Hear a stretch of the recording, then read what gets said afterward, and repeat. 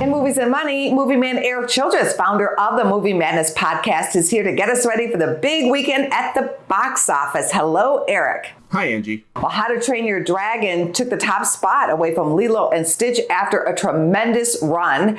Coming up this weekend, the next chapter for M3GAN. Here's a quick peek at that AI doll. I know how to stop Amelia. She's getting more powerful. Soon she'll be the most dangerous weapon on the planet. Put me in a body and I'll help you stop her. You remember what happened last time. You threatened to rip out my tongue and put me in a wheelchair.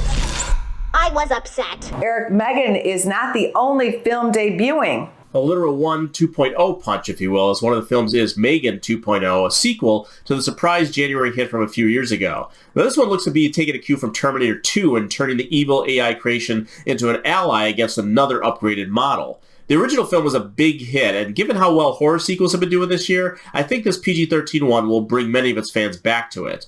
Though many eyes will be on the new Brad Pitt racing film, F1 the Movie, added to the title in case you needed a reminder. The film was directed by Joseph Kosinski, who did Top Gun Maverick, and now it seems like he is trying to beat Cruise to the punch on a sequel to Days of Thunder. The film is a $200 million production, some have said even as much as $300 million, and you would think with that much money they could have afforded a script. Because this is one of the thinnest screenplays I have seen for a major production in some time.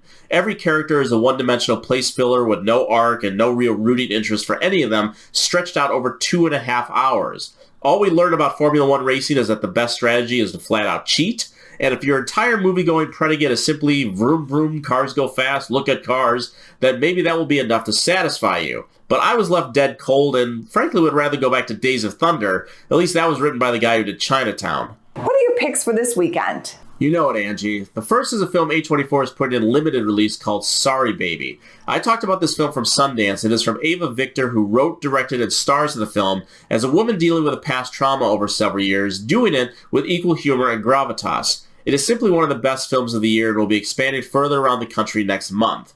Now, also look for a film called Familiar Touch, starring Kathleen Chalfant as a woman being put into a home as she slides into dementia. While it can certainly be a very sensitive subject, this film does it with a great deal of grace and dignity that will make you smile as much as it moves you. Then another film I have talked about before is now out on Blu-ray this week. It is called Ephus, and every baseball fan should be seeking this one out. It takes place entirely on the final game being played over the course of a day on the field scheduled to be torn down, and it is this very funny and beautiful rumination on baseball as the metaphor for life. Just trying to get in one more game before the sun goes down. I can't recommend this film highly enough, and it is the first film I mention whenever someone asks me what I've loved this year. Ephus is at the top of that list. We thank you, Erik. Thank you, Angie.